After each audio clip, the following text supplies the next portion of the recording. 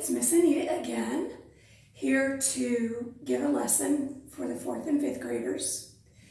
Today we're going to be studying Lesson 11, and it is about Jesus rising from the dead. But first, I wanted to review the memory verse that you are working on this year. Sorry, my face is itching. This is for August. And just a reminder, you will let Miss Emily Gatewood know. You'll call her if you already know it and you want to recite it to her. Or you can recite it to a family member, and then they can call Miss Emily and let her know that you've learned it. And then you look for your reward in the mailbox. So, Jesus spoke to them, saying, "All authority has been given to me in heaven and on earth. Go, therefore, and make disciples of all the nations, baptizing them in the name of the Father, and the Son, and the Holy Spirit, teaching them to observe all that I commanded you. And lo, I am with you always, even to the end of the age." And that's in Matthew 28:18 through 20. And in the next lesson, I believe, is when we'll actually talk about when he told his apostles this, gave them this commandment.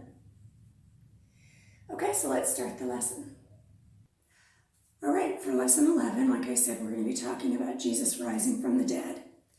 But we're going to review again the last week of Jesus' life on earth. And Sunday, Jesus entered Jerusalem on a young donkey. Monday, Jesus cleared the temple. And he also warned his apostles about the scribes and Pharisees.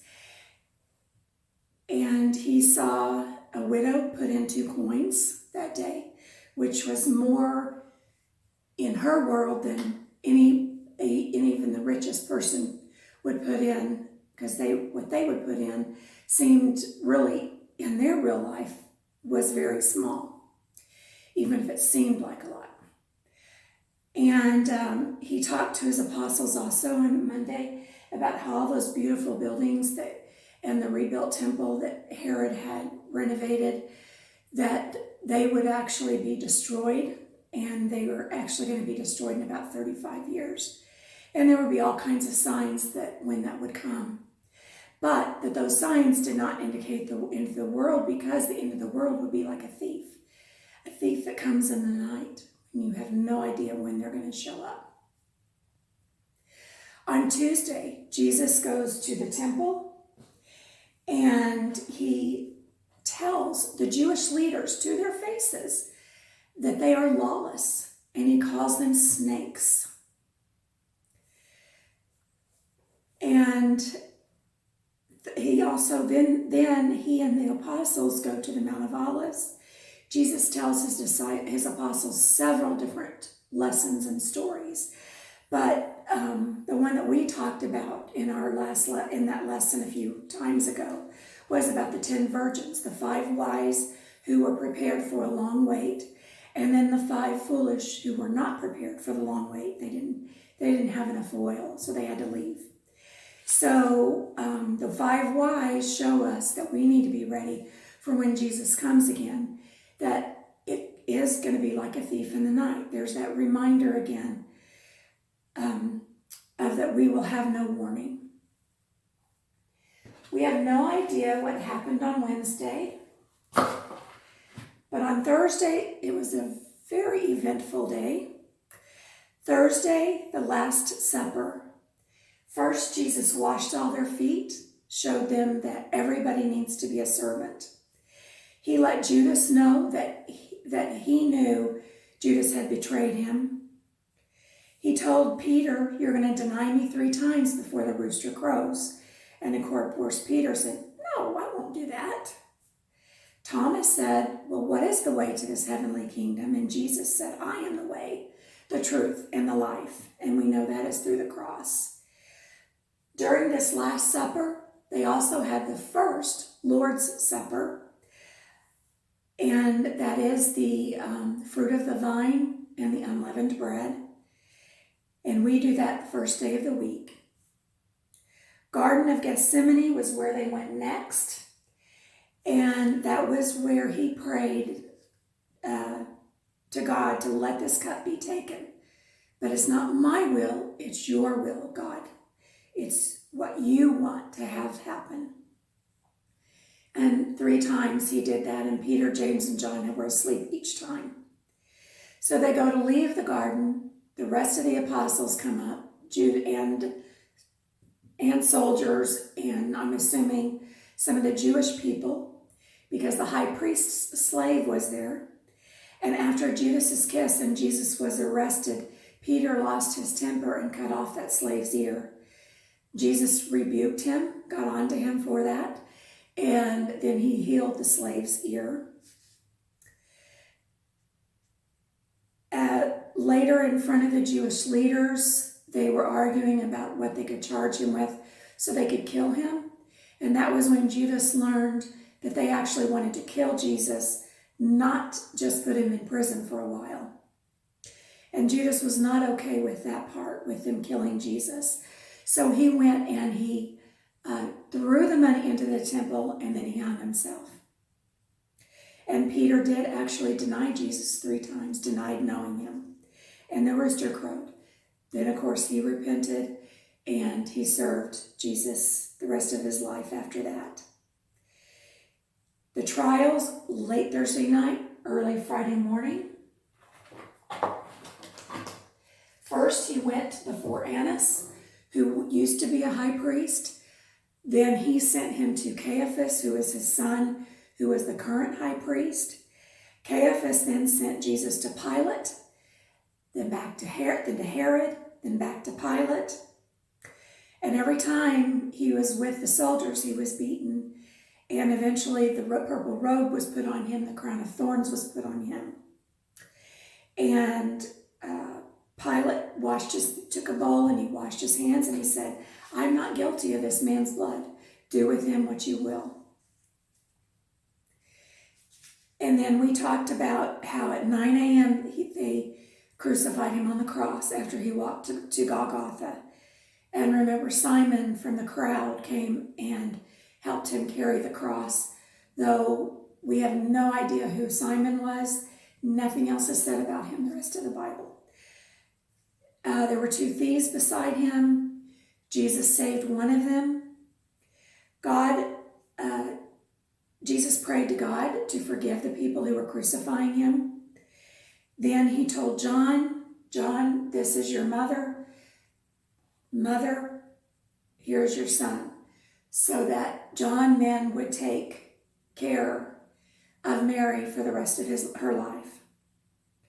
Then at noon there was darkness. Jesus said, "I am thirsty," gave him the sponge that had the wine vinegar on it. And then was his true separation from God because of the sin of all of us, of mankind. And he said, "Why have you forsaken me?" Then he said, "It is finished. And into thy hands," meaning God's hands, "I commit my spirit." And then he died. And by that time it was 3 p.m. and there was an earthquake, and the curtain in the temple was torn in 2.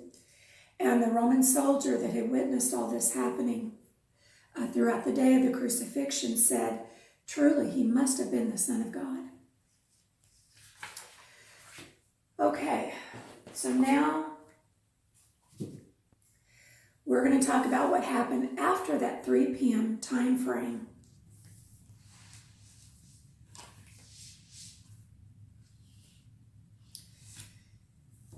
And for some reason, my pictures have gotten, I see.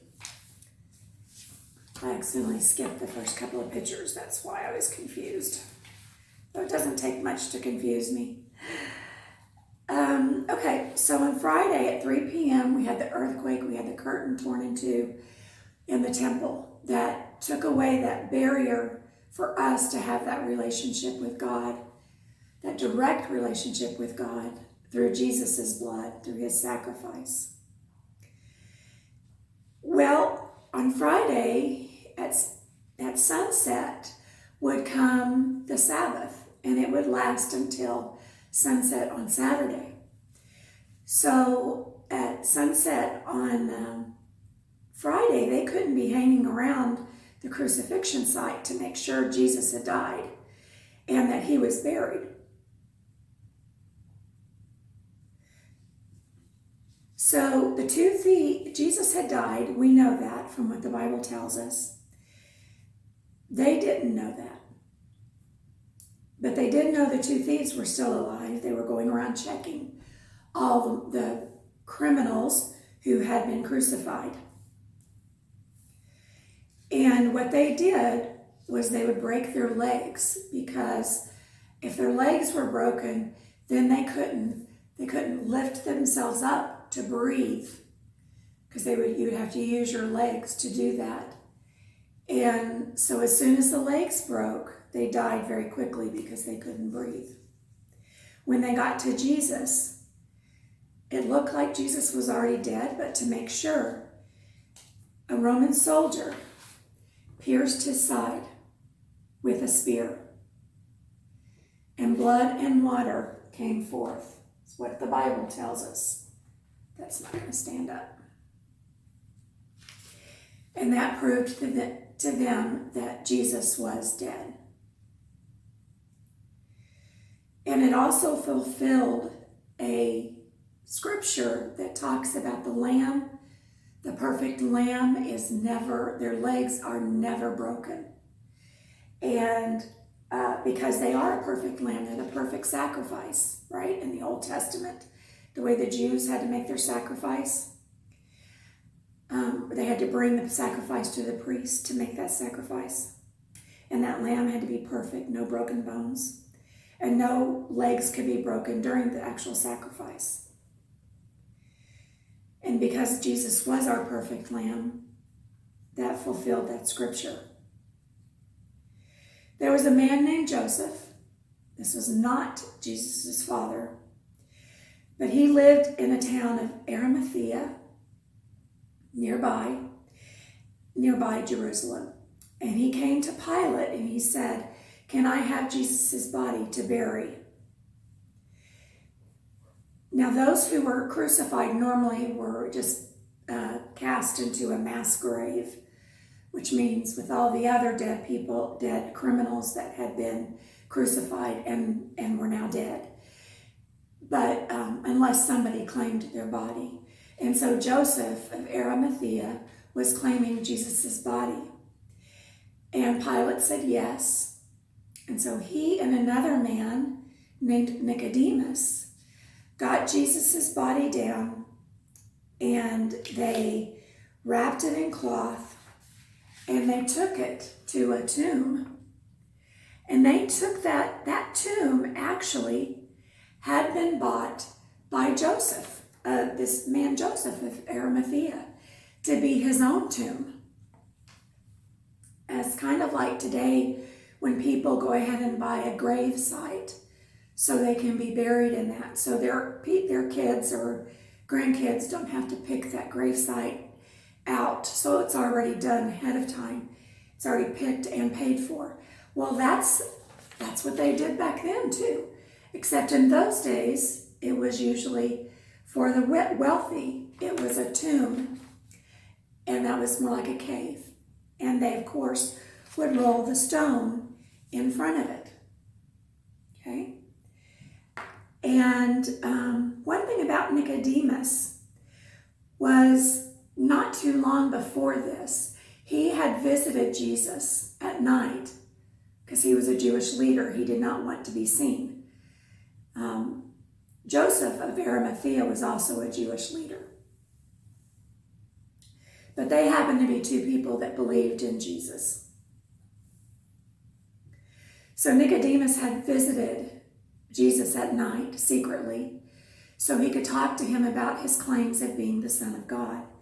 And in that time period, in that discussion, Jesus told him that those who believed would live in the light. In other words, in heaven. And they needed to be born of the water and the Spirit. And we're talking about baptism. So, which is really interesting, because Joseph and Nicodemus were taking Jesus' body down and burying him. And in 3 days, we know he's going to rise from the dead, because that's what he said. And so when we are baptized into Jesus' death, his burial, which Nicodemus is helping with, and his resurrection. So it is kind of neat that Nicodemus is actually helping with that part of Jesus' life, his death and his burial, and helping to put him in the tomb that he will be resurrected from, or rise from the dead from. So the Jews were very afraid that some of Jesus' followers would come and steal Jesus' body from the tomb. They knew and had heard many times in the temples from all around in the Bible lands area, not just Jerusalem, but in all the areas that Jesus traveled and healed people and taught. They knew that Jesus had said that he was going to rise from the dead on the third day. And they knew that they thought that maybe his followers, in order to have that come true, because they knew surely that really can't happen. Nobody can be raised from the dead. And so they said, let's put some Roman soldiers in charge of the tomb. And that way we'll make sure that nobody comes and steals his body before Sunday morning. So here's the soldiers in front of the tomb guarding it. Well, the Jews were so relieved. They thought, we've finally gotten rid of that blasphemer who thought he was the Son of God and thought he was our Messiah. He's not our Messiah. Well, Sunday morning at dawn, just before it got light, and different of the gospel books tell us a different number of women that went to the tomb. But we do know for sure it was Mary Magdalene, and who had been cured of 7 demons that Jesus had cured of. And it says the other Mary, we don't know which one that was. We do know it wasn't his mother. But they went to the tomb that morning with more spices to wrap around his body. Joseph and Nicodemus had done some wrapping of his body with spices, but they were trying to hurry and get done before the Sabbath. So they probably just didn't have time for to do the full job that needed to be done. And so several Marys were going to the tomb to do that, to finish it. Well, apparently an earthquake happened.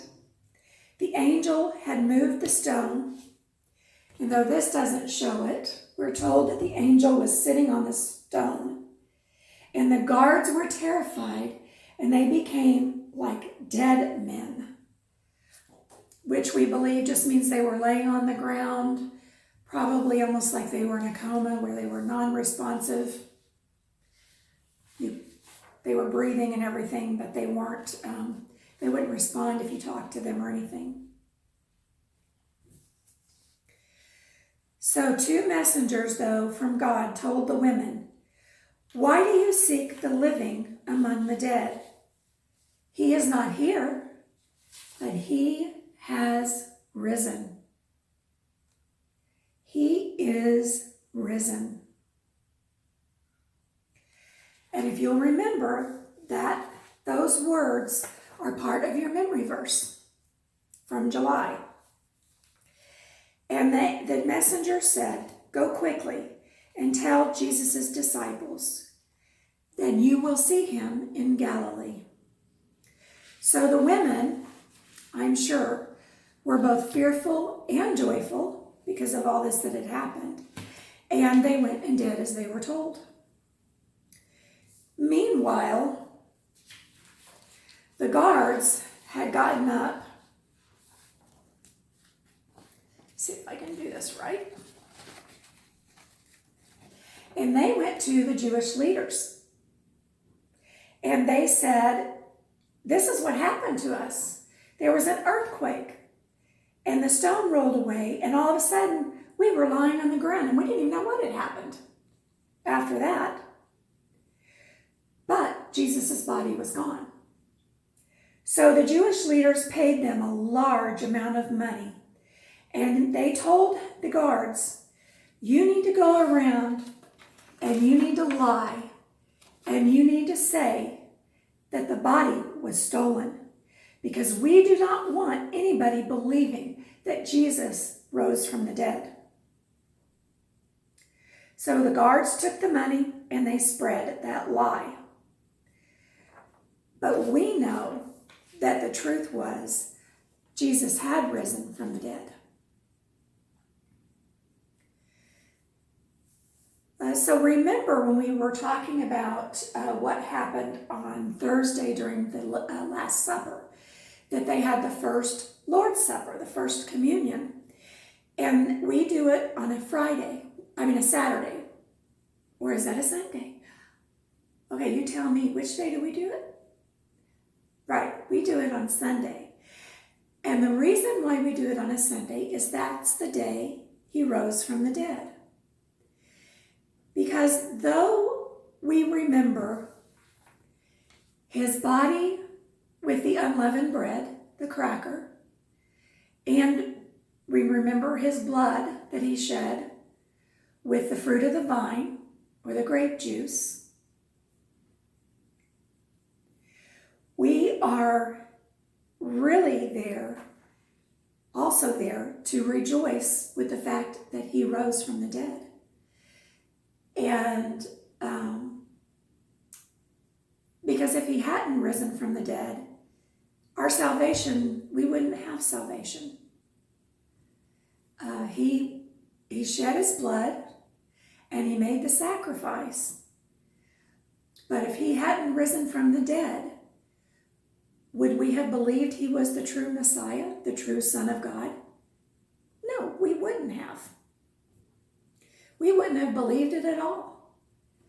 So I want to say that when you are at church and we are singing and we are praying and there's teaching and there's preaching and it's the Lord's Supper, we do all that not because we decided, hey, that's a pretty good idea.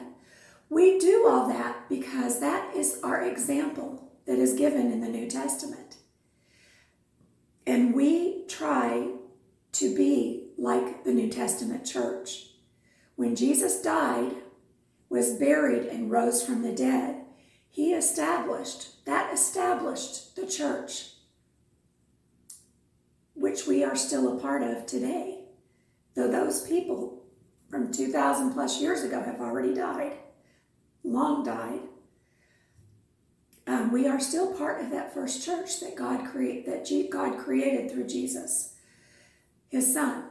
But he had to have risen from the dead, or that would never have happened. So everything that we do at church is always based on the Bible, always the New Testament. We learn from the Old Testament, but our church services are based on the New Testament examples and commands that were given. Okay, so that's it. Remember your memory verse, and I will see you next week for Lesson 12.